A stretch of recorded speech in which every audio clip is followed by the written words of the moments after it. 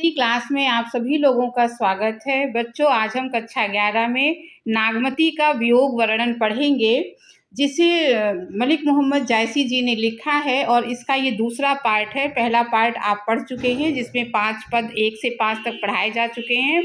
अब इस पद में आपको आगे के 6 से लेके 10 तक के पद बच्चों पढ़ाए जाएंगे, उसका अर्थ बताया जाएगा, उसकी व्याख्या बताई जाएगी।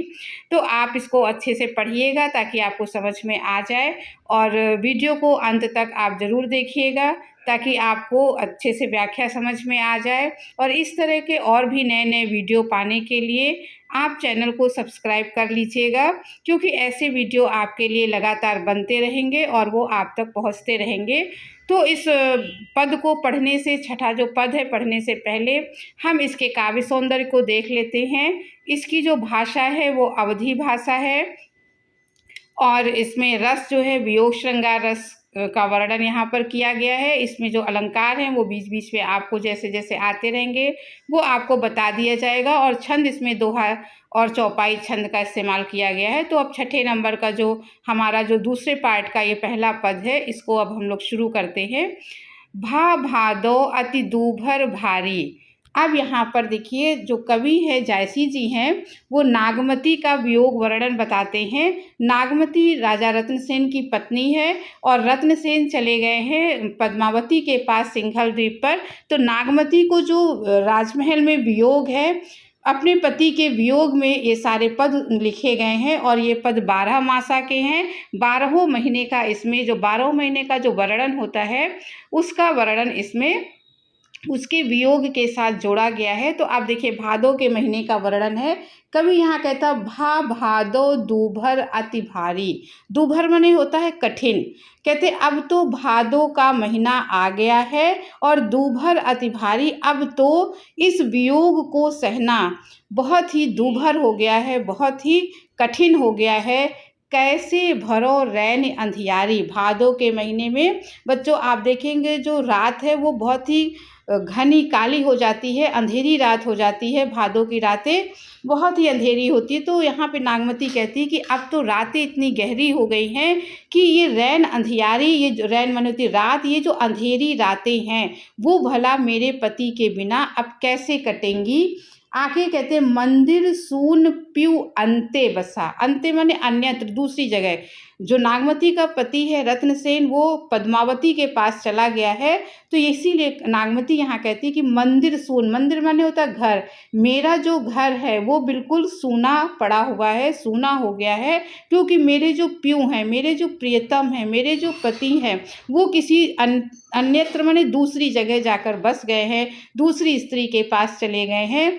फिर आगे कहते सेज नागिनी फिर डसा। सेज नागिनी, सेज माने जो बिस्तर है, उनके ना रहने पर जो बिस्तर है वो नागिन की भांति हो गया है, और वो जो सेज रूपी नागिन है वो मुझे रात भर बार बार डसती रहती है। माने रात मुझसे पति के बिना बीतती नहीं है। आगे रहूं अकेली गहे एक पाटी। कहते कि मैं रात में, एक तो अंधेरी रातें हैं, साथ में मेरे पति नहीं है, तो मुझे जो भय लगता है, डर लगता है अंधेरे से, तो मैं रात भर अकेली, अकेली यहाँ कहती अपने आप को कि मैं अकेली, गहे मने पकड़ना, एक पाटी, मैं चारपाई की केवल एक पाटी, एक तरफ एक किनारे पड़ी रहती हूँ, एक पाटी को पकड़कर पूरी रात बिता देती हूँ। नैन पसारी मरो ही फाटी। और कहते हैं कि रात में जब कुछ दिखाई नहीं देता है तो नैन पसार माने जब आँखों को फाड़ कर चारों तरफ देखती हूँ तो अंधेरा ही अंधेरा दिखाई देता है, और डर के मारे मेरा जो ही माने हृदय है, मेरा हृदय जो है डर के मारे फटने लगता है। चमक बीज घन गरज तरासा। अब यहाँ पर कवि क्या कहते हैं कि चमक बीज, बीज माने बिजली। आकाश में भादों का महीना जो होता है वो बरसात का महीना होता है, तो आपने देखा होगा बरसात में बिजली कड़कती है। तो कहते हैं कि चमक बीज, बिजली चारों ओर चमक रही है। घन गरज तरासा, घन माने होता है बादल, गरज माने गर्जना, और बादल जो हैं घनघोर गर्जना कर रहे हैं, और ऊपर से अंधेरी रात है, तो मुझे बहुत भय लग रहा है। विरह काल हुई जीव गरासा। और ऐसे समय में जो विरह है, मेरा जो वियोग है, वो मेरे लिए काल बन गया है और जीव मने हृदय प्राण मेरे हृदय को मानो वो ग्रसना चाहता है, मेरे हृदय को, मेरे प्राणों को वो समाप्त करना चाहता है। आगे कहा बरसे मघा झकोरी झकोरी। मघा एक नक्षत्र होता है जो भादों के महीने में, बरसात में कुछ नक्षत्र होते हैं जो पानी बरसाते हैं, तो मघा उसमें से एक नक्षत्र है। तो यहाँ पर कवि कहते हैं कि बरसे मघा झकोरी झकोरी, मघा नक्षत्र में पानी झकझोर कर झमाझम बरस रहा है। और मेरे जीवन में क्या है, मोर दुई नैन चुए जस ओरी, और मेरे जो दोनों नेत्र हैं, मेरी जो दोनों आँखें हैं, वो वियोग से, पति के वियोग में, उसमें से जो आंसू बह रहे हैं वो ऐसे लगते। ओरी मने आपने देखा होगा छत में पनारे लगे होते हैं जहाँ से बरसात में पानी तेजी से गिरता है। तो कहते हैं कि यहाँ पे नागमती कहती है कि चारों ओर तो बरसात हो रही है, लेकिन मेरे आँखों से भी, मेरे नेत्रों से भी बरसात हो रही है, और मेरे जो नेत्र हैं वो ओरी मने पनारे की भांति, उसमें से जो आंसू हैं वो बह रहे हैं। अब आगे देखते हैं, धन सूखे भरे भादो माहा। अब यहाँ पर देखिए क्या कहते हैं कि धन, धन माने होता है स्त्री, सूखे भरे भादो माहा, भादो का वो महीना जिसमें धरती जो है वो पानी से भरी रहती है, संसार में चारों तरफ पानी ही पानी हो जाता है। माहा माने माह, भादो के भरे बरसात के महीने में भी तुम्हारी जो स्त्री, ये जो स्त्री नागमती रूपी स्त्री है, वो वियोग से सूख रही है। अबहु न आयन सींचहि नाहा, और अभी भी, नाहा माने नाथ, अभी भी मेरे नाथ, मुझे, मैं सूख रही हूँ वियोग से, मुझे अगर वो आ जाए तो मुझे वो अपने प्रेम के रस से सींच सकते हैं, प्रेम के जल से। तो अभी भी मुझे सींचने के लिए मेरे पति यहाँ पर नहीं आए हैं। पूर्वा लाग भूमि जल पूरी। अब कहते हैं कि अभी मघा नक्षत्र का बात हुई थी, अब यहाँ पर कवि कहते हैं कि पूर्वा नक्षत्र भी अब लग चुका है। भूमि जल पूरी, और पूरी की पूरी जो धरती है वो जल से भर गई है। आक जवास भई तस झूरी। तो बच्चों, आक और जवास दो ऐसे पौधे होते हैं जो बरसात की भरी बरसात में वो सूख जाते हैं। तो उन्हीं का उदाहरण नागमती अपने जीवन के लिए देती है कि मेरा जो जीवन है आक और जवास के पेड़ की भांति, मैं भी झूरी मने सूख गई हूँ। आगे देखिए दोहा है, जल थल जल भरे अपूर सब। तो कहते जितना भी थल है, कहीं भी धरती, स्थल नहीं दिखाई देता, कहीं धरती दिखाई नहीं देती, पूरी धरती जल से पूरी तरह से लबालब भर गई है। और धरती गगन मिल एक, बादलों के बरसने से ऐसा लगता है मानो धरती और गगन माने आकाश मिलकर दोनों एक हो गए हैं। धन जौवन अवगाह मह, और धन फिर स्त्री के लिए बताया था, वो अपने आप को कहती कि जौवन अवगाह, अवगाह माने समुद्र। लेकिन ये जो नागमती रूपी स्त्री है, ये भी जो अपने यौवन, यौवन माने जवानी, जवानी रूपी समुद्र में डूब रही है। दे बूढ़त माने डूबी जा रही है। पिव टेक, अब टेक माने सहारा, अब केवल मेरे प्रियतम, मेरे पति का ही सहारा है। वो अगर आएंगे तो मुझे इस जवानी के डूबते हुए सागर से वही बचा सकते हैं। तो अब बच्चों ये वाला आपको समझ में आ गया होगा। अब हम अगला देखते हैं। अब यहाँ पर देखिए अगला पद आ गया, 7वां पद है। कहते हैं कि लाग कुआर। अब देखिए अगला महीना होता है कुआर का। कहते अब तो कुआर का महीना भी आ गया है। नीर जग घटा, जग मने संसार, घटा मने घटना, नीर मने पानी। अब तो जो बरसात में इस संसार में पानी ही पानी हो गया था, बारिश के कारण धरती पर जली जल हो गया था। तो नीर जग घटा, अब इस संसार का जो पानी है वो घटने लगा है। अबहू आव कंत तन लटा। तो अब अपने वो पति से गुजारिश करती है कि अभी भी देर नहीं हुई है, हे पतिदेव, हे प्रिय, मेरे प्रियतम, आप वापस आ जाओ। मेरा जो तन है वो वियोग के कारण लटा माने बहुत ही खराब, बहुत ही सूखा और बहुत ही कमज़ोर हो गया है। तो ही देखे पीव पलुहै कया। कहते मेरी जो शरीर की स्थिति है वो बहुत ही खराब हो गई है और मैं मरणासन हो गई हूँ, मैं मरने वाली हो गई हूँ। लेकिन फिर भी मुझे ऐसा, तो ही देखे पीव, अगर तुम्हें मैं एक बार वापस तुम आ जाओ और तुम्हें अपनी आंखों से एक बार देख लूँगी तो पलुहै कया, कया माने काया, काया माने शरीर। तो मेरा जो काया है, मुरझाया हुआ जो शरीर है वो फिर से पल्लवित हो जाएगा, फिर से हरा भरा हो जाएगा, फिर आनंद से भर जाएगा। उतरा चीत बहुर कर मया। चीत माने होता है चित्रा, एक नक्षत्र होता है। तो यहाँ पर नागमती कहती है कि जो चित्रा नक्षत्र है वो भी उतर गया है। बहुर कर मया, मया माने दया करना, अब तो मेरे ऊपर दया करो, क्योंकि अब तो चित्रा नक्षत्र भी बरस कर वापस जा चुका है। चित्रा मित्र मीन घर आवा। अब यहाँ पर कवि क्या कहती है नागमती कि जो चित्रा नक्षत्र है वो अपने जो मित्र है मीन नक्षत्र है उसके घर में वो चला गया है। पपीहा पीऊ पुकारत पावा, और पपीहा भी पीऊ पीऊ पुकारने लगा है। पपीहा भी अपने साथी को पुकारने लगा है, पीऊ पीऊ की आवाज़ करता है। उआ अगस्त, कहते अगस्त का जो तारा है, अगस्त जो नक्षत्र है वो आकाश में उआ मने प्रकट हो गया है, दिखाई पड़ने लगा है। हस्ति घन गाजा, और जो एक नक्षत्र होता है हस्ती नक्षत्र होता है, तो ये अंतिम नक्षत्र होता है बरसात का। तो हस्ती नक्षत्र भी जो है उसके जो बादल भी हैं वो आकाश में गरजने लगे हैं। तो यहाँ पे कहते हैं कि अगस्त जो नक्षत्र है वो सामने आ गया है, प्रकट हो गया है, और हस्ती नक्षत्र के बादल भी गरजने लगे हैं। तुरय पलानी चढ़े रन राजा, तो बरसात जो है वो अब धीरे धीरे समाप्त हो रही है इस कुवार के महीने में। तुरय माने होता है घोड़ा। तो कहते हैं कि जो राजा लोग, बरसात में युद्ध नहीं होता, राजा लोग अपने राजमहल में बैठते हैं, तो क्योंकि अब बरसात धीरे धीरे खत्म हो रही है तो राजा भी रण माने रण क्षेत्र के लिए, युद्ध क्षेत्र के लिए अपने घोड़ों पर सवार होकर जाने लगे हैं। आगे देखते हैं। स्वाति बूंद चातक मुख परे। अब आगे देखिए इस लाइन में क्या कहते हैं कवि कि स्वाति बूंद चातक। अब स्वाति नक्षत्र का जो जल है उसकी बूंद चातक के मुख में पड़ चुकी है। अब बच्चों आपको पता होगा कि जो चातक है, चकोर पक्षी है, वो स्वाति नक्षत्र के बरसने वाले जल को ही अपने मुंह में लेता है, उसी से केवल अपनी प्यास बुझाता है और कोई पानी नहीं पीता है। तो स्वाति नक्षत्र का बूंद भी चातक के मुख में पड़ चुका है।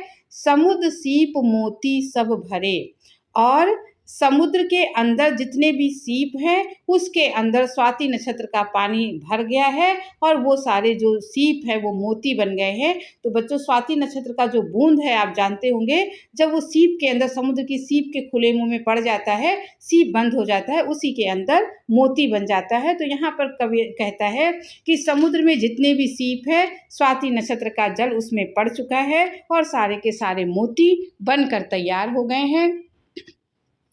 सरवर समरि हंस चली आए। सरवर समरि मने याद करके, सरवर मने सरोवर। तालाबों में के जो हंस है जो तालाब को छोड़कर चले गए थे वो भी अपने तालाबों को, पुराने सरोवर को याद करके वापस आ गए हैं। तो तुम भी अपने मुझे याद करके, अगर तुम्हें मुझे याद आती है तो आप मेरे पास मुझे याद करके चले आए। सारस कुरलह। अब सरोवर के किनारे जो सारस पक्षी हैं वो चहकने लगे हैं, बोलने लगे हैं। खंजन दिखाए, और इस महीने में खंजन पक्षी भी दिखाई पड़ने लगे हैं। आगे की लाइन में कहते भा परगास। परगास माने प्रकाश। चारों ओर उजाला ही उजाला फैल गया है, प्रकाश ही प्रकाश फैल गया है। बांस बन फूले।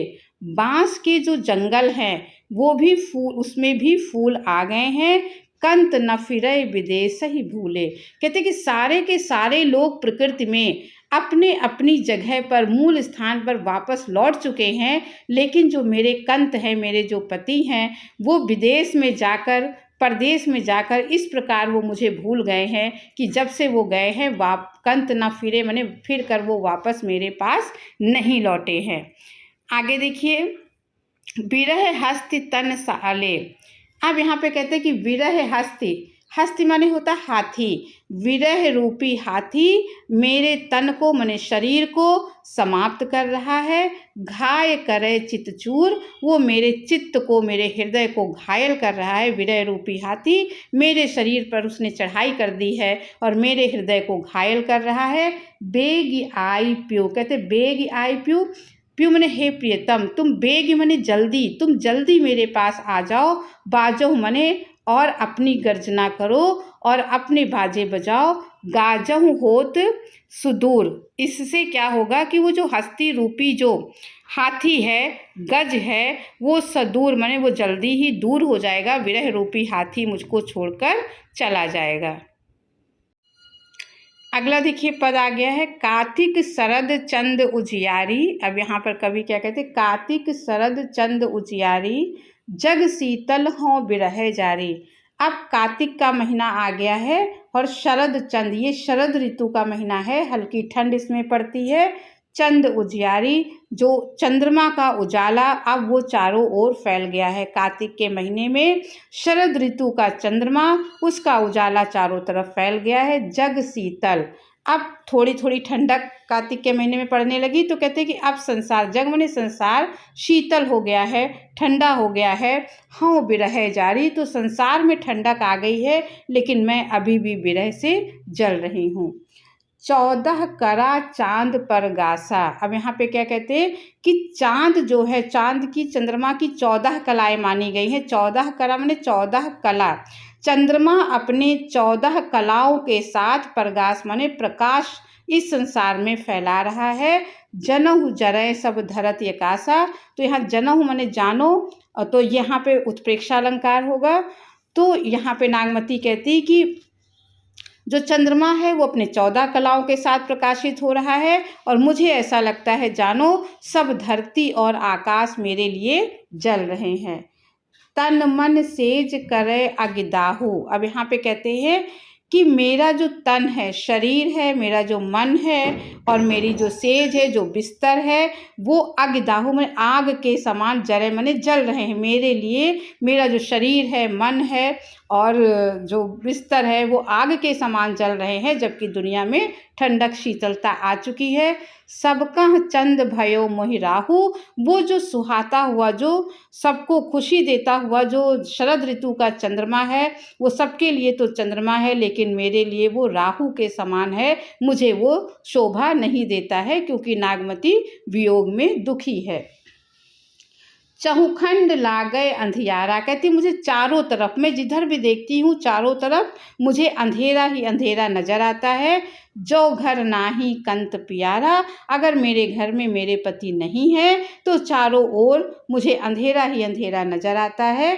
अबहु निठुर आवो यही बारा। अब नागमती अपने पति को निष्ठुर कहती है, कहती हे निष्ठुर, जो मेरे प्रियतम हैं, पति हैं, आओ यही बारा, अब तो, क्योंकि जाड़े का महीना आ गया है, अब तो तुम वापस आ जाओ। परब देवारी होई संसारा।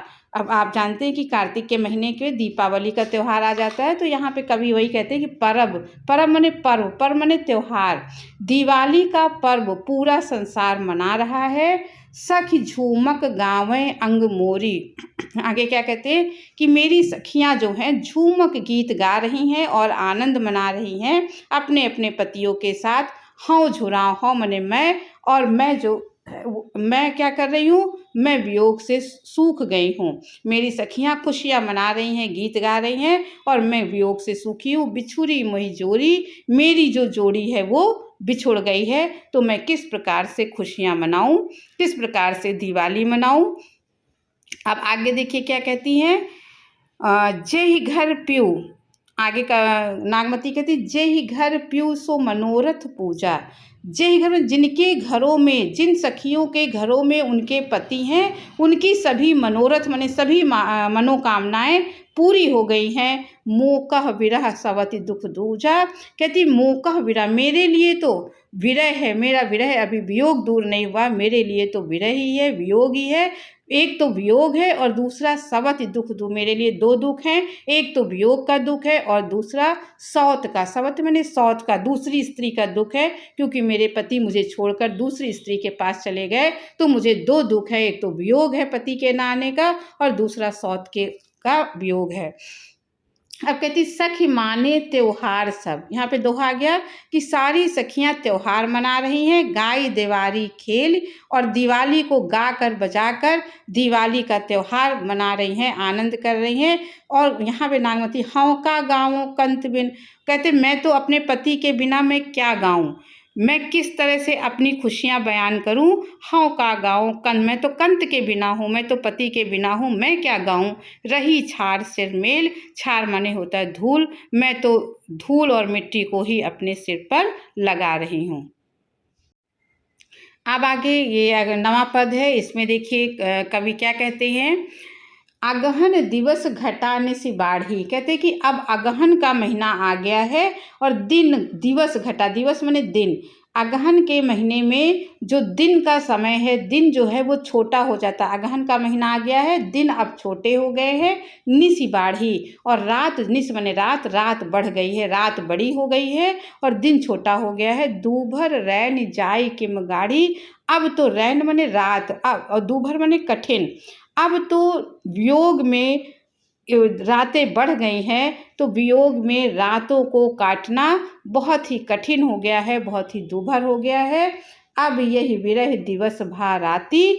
अब ये जो विरह केवल दिन में रहता था, दिवस माने दिन में रहता था, अब वो दिन और रात, विरह जो है वो दिन में भी रहता है और रात को भी रहता है। तो दिन रात मैं विरह में जलती रहती हूँ। जरो विरह जस दीपक बाती। मैं दिन रात विरह में इस प्रकार से जलती हूँ, जस दीपक बाती, जिस प्रकार से दीपक में बाती जलती रहती है, उसी प्रकार मैं भी विरह में जलती रहती हूँ। कांपे हिया जनावे सियू। सियू माने शीतलता, ठंडक। कहते कि अब जाड़ा आ गया है, अगहन के महीने में अच्छा खासा जाड़ा हो जाता है। तो यहाँ पे कवि ने उसको वियोग के साथ जोड़ के बताया कि अब ठंडक के मारे हिया माने हृदय, मेरा हृदय जो है वो कांपने लगा है। देखिए इस समय जाड़े से लोग कांपने लगते हैं, तो मेरा भी हृदय जाड़े से कांपने लगा है और मुझे भी सीऊ लग रहा है, माने मुझे भी शीतलता, ठंडक लग रही है। तौपे जाए होई संग पीऊ। और मेरा जाड़ा तभी जाएगा जब मेरे पति मेरे साथ होंगे। और मुझे जाड़ा इसलिए परेशान कर रहा है कि मेरे पति इस समय मेरे साथ नहीं है। घर घर चीर रचय सब काहू। जैसे ही जाड़े का महीना आता है, लोग नए नए वस्त्र बनाने लगते हैं, ऊनी कपड़े बनाने लगते हैं। तो कहते घर घर चीर, चीर माने वस्त्र, घर घर स्त्रियां अपने लिए सर्दियों के लिए नए नए कपड़े बनाने लगी हैं। मोर रूप रंग लेगा नाहू। मेरा तो जितना रूप था, सौंदर्यता थी, रंग था, वो तो नाहू माने नाथ, वो मेरे नाथ लेकर चले गए हैं और उनके जाने के बाद मेरा रूप रंग कुछ भी बचा नहीं है। पलट न बहुरा गा जो बिछोई। अब देखिए नागमती क्या कहती है, पलट न बहुरा माने पलट कर दोबारा नहीं आया। गा जो बिछोई, मेरा जो पति मुझसे एक बार बिछुड़ गया है वो लौट के दोबारा नहीं आया है, पलट के दोबारा आया नहीं है। अबहू फिरे फिरे रंग सोई। अबहू फिरे माने अब भी अगर वो वापस लौट आए, फिरे माने वापस मेरे पास आ जाए, तो मेरा जो रूप रंग चला गया है वो रूप रंग गया हुआ फिर से वापस आ जाएगा। सियरी अगिन बिरहिन ही ये जारा। सियर माने ठंडक। ये जो ठंड रूपी आग, अग्नि है, जो जाड़े रूपी अग्नि है, वो मुझ विरहड़ी के ही माने हृदय को जला रही है। सुलुग सुलुग दग्धय हुई छारा। तो उस समय देखिए सब लोग आग जलाकर तापते हैं, तो कहती वो जो आग है, विरह रूपी आग है, वो मुझे ही जला रही है। और सुलग सुलग कर दग्धय मुई छारा, और सुलग सुलग कर धीरे धीरे वो मुझे समाप्त कर रही है। अब आगे देखिए, यह दुख दगध न जाने कंतु। अब यहाँ पर क्या कहा, कवि ने क्या कहा कि यह दुख दगध न जाने, मैं जिस दुख में दग्ध हो रही, दग्ध में जलना, मैं जिस दुख में जल रही हूँ, ये मेरा कंत, मेरे पति मेरे दुख को नहीं जानते हैं। यौवन जन्म करे भस्मंतु। और ये जो यौवन माने जो जवानी है, मेरी जो जवानी है, वो जवानी जो है इस वियोग के आग में भस्म हो रही है, मेरी जवानी बर्बाद हो रही है। पीयूषो कहो संदेशड़ा। अब नागमती भंवरे को और कौवे से कहती कि जाओ भाई, हम नहीं जा सकते हैं, तुम जाकर मेरे पति से ये संदेशा दे दो, तुम तो उड़ कर जा सकते हो। तो पीयूषो कहो संदेशड़ा, तुम मेरे प्रिय के पास जाओ, मेरे पति के पास जाओ और उनसे जाकर ये संदेशा कह दो कि हे भौरा, हे काग, हे भौरा, हे काग, तुम मेरे पति के पास जाओ, मेरा संदेश कहना कि सोधन बिरह जर मोई तहिका धुआं हम लाग। कि वो जो धनी माने स्त्री, वो जो स्त्री है, नागमती रूपी जो स्त्री है, वो विरह की आग में जलकर मुई माने मर चुकी है, मर गई है। और उसी मरी हुई नागमती का धुआं हमें लग गया है, इसीलिए हम लोग काले हो गए हैं। अब नागमती ने भंवरे को और कौवे को इसलिए चुना कि वो दोनों काले हैं, रंग उनका काला है। तो वो संदेशा देती कि जाके उनसे कह देना कि जो तुम्हारी स्त्री नागमती है वो मर चुकी है वियोग के कारण, तुम्हारे वियोग से, और उसी का धुआं मुझे लग गया है, इसके लिए हम काले हो गए हैं। अगला देखिए, पूस जाड़ थर थर तन कापा। अब पूस का महीना आ गया है, भरा हुआ जाड़ा आ गया है, जाड़े का महीना है, और थर थर तन कापा, और उस समय जो शरीर है वो थरथराता है, जाड़े से थर थर करके काँप रहा है। सूरज जाई लंका दिशि चापा, और इस समय सूरज जो है लंका दिशा में चला गया है, अर्थात जाड़े पूस के महीने में जो सूरज है वो आपका चला गया है दक्षिण दिशा में। बिरह बाढ़ दारुण भा सियु, सियु माने जाड़ा, बिरह बाढ़, मेरा जो विरह है वो अत्यधिक बढ़ गया है। दारुण भा सियु, और ठंडक को, ठंड सहना अब बहुत ही अधिक दारुण, बहुत ही अधिक कठिन हो गया है। कपि कपि मरो, अब तो मैं काँप काँप कर मर रही हूँ। ले हर जीव, लगता है ये जाड़ा इस बार मेरी जान ही ले लेगा। अब आगे देखिए पंक्ति में क्या कहा कवि ने, यहाँ पे कहते हैं कि कंत कहाँ लगो कंत कहाँ लागो वही हीरे। अब कहते हैं जाड़ा इतना अधिक संसार में हो गया है कि मेरे कंत, मेरे पति जो हैं वो कहाँ हैं, लागो वही हीरे, हीरे में हृदय, अगर मैं उनके हृदय से इस समय लग जाऊं, पंथ अपार सूझ नहीं नेरे, तो वो आकर मुझे हृदय से लगा ले तो मेरा जो जाड़ा है वो समाप्त हो जाएगा। पंथ अपार, कहते कि मैं कितना उनका रास्ता देख रही हूँ, पता नहीं किस रास्ते पे चले गए हैं, अभी वापस नहीं आए। सूझ नहीं नेरे, वो कहीं नेरे मने आसपास, वो कहीं आसपास दिखाई नहीं देते, पता नहीं वो कहाँ पर चले गए हैं। सौर सपेती आवे जूड़ी, कहते हैं कि सौर सपेती माने होती चादर, कंबल, जो इस महीने में देखिए रजाई है, कंबल उड़ा जाता है, तो कहते जितनी भी अधिक रजाई और कंबल जाड़े को छुड़ाने के लिए ओढ़ती हूँ, फिर भी मेरी जूड़ी माने मेरा जाड़ा छूटता नहीं है। जानहु सेच हिमंचल बूढ़ी, जानहु माने देखिए यहाँ बहुत प्रेक्षालंकार है, मानो ऐसा लगता है कि मेरा जो बिस्तर है वो हिमालय की बर्फ में ही से भरा हुआ है। बिस्तर देखिए इस समय काफ़ी ठंडे हो जाते हैं। चकई निस बिछुरे दिन मिला, कहते चकई, चकोर एक पक्षी होता है, वो दोनों पक्षी रात में बिछुड़ जाते हैं लेकिन दिन में मिल जाते हैं। तो यही नागमती कहती है कि चकवा और चकवी रात में तो बिछुड़ जाते हैं लेकिन दिन में उनका मिलन हो जाता है। हाँ दिन रात बिरह कोकिला, लेकिन एक मेरा जीवन है जो रात और दिन दोनों में ही विरह की कोकिला में बनी हूँ, विरह रूपी पक्षी बनी हूँ। ना मेरा रात में मिलन होता है, ना मेरा दिन में मुझे मेरे पति मिलते हैं। रैन अकेली साथ नहीं सखी, तो कहते हैं मैं रात में अकेली रहती हूँ अपने घर में, साथ नहीं सखी, मेरे साथ कोई सखी भी नहीं है। कैसे जिए बिछोही पखी, ये वियोगी रूपी जो पक्षी, वो अपने आप को कहती है कि वियोगी रूपी पक्षी भला कैसे जीवित रहेगा। बिरह सचान भयो तन जाड़ा, सचान होता है बाज पक्षी। अब नागमती कहती कि ये बिरह मेरे लिए बाज पक्षी बन गया है। भयो तन जाड़ा, जो मेरे इस वियोगी पक्षी को, प्राण रूपी पक्षी को इस जाड़े में खा जाना चाहता है।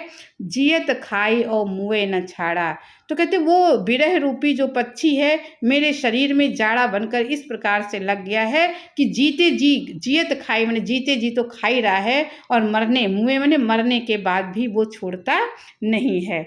अब आगे देखते हैं, रकत मांस गरा, आगे उन्होंने क्या कहा कि रकत मांस गरा, कहते रकत ढुरा, मेरे जो आँखों से खून के आंसू बह रहे हैं। मांस गरा, गरा माने गल गया, मेरा जो शरीर का मांस है वो वियोग में गल गया है। हाड़ भयो सब शंख, और मेरी हाड़ माने हड्डियाँ, मेरे शरीर की सारी हड्डियाँ शंख बन गई हैं। धन सारस होई ररि मुई, तो कहते कि मैं उस सारस पक्षी के समान हूँ जो रो रो कर अपने जोड़ीदार, जो अपने जोड़ी का पक्षी है उसकी याद में चिल्ला चिल्ला कर मर जाता है।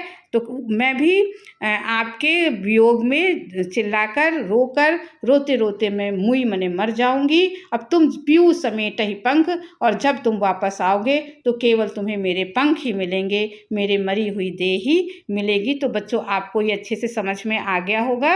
अब ये 10 पद हो गए हैं और काफ़ी लंबा वीडियो हो रहा है, तो अब तीसरे और अंतिम वीडियो में ये पूरा का पूरा पाठ खत्म हो जाएगा। आपको अच्छा लगा हो तो सब्सक्राइब जरूर कीजिएगा और अधिक से अधिक लाइक कीजिएगा, शेयर कीजिएगा। अब अगले वीडियो में फिर किसी टॉपिक के साथ मिलेंगे, तब तक के लिए धन्यवाद।